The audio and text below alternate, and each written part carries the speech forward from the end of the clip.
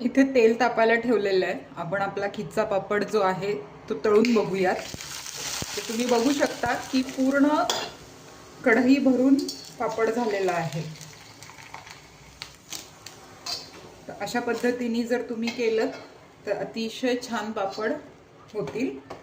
अजून तळून दाखवते.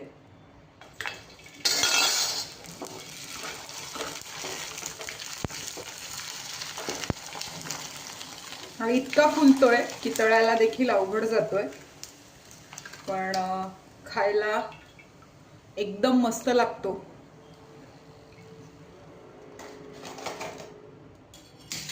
तुम्ही साईज बघू शकता, ओरिजिनल पापड एवढाच आहे आणि हा तळून मोठा झालेला आहे.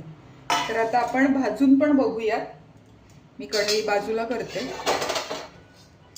आणि डायरेक्ट गॅसवरती भाजते.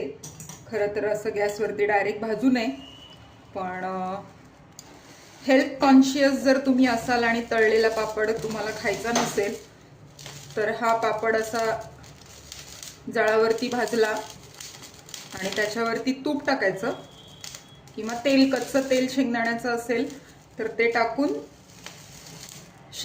भाजलेल्या शेंगदाण्याबरोबर हा संध्याकाळचा स्नॅक्स म्हणून खूप छान लागतो.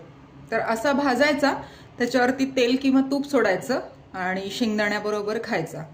तर तुम्हाला जशा पद्धतीने आवडत असेल तसा तुम्ही हा खिच्चा पापड करून बघा. तळून करा किंवा भाजून करा.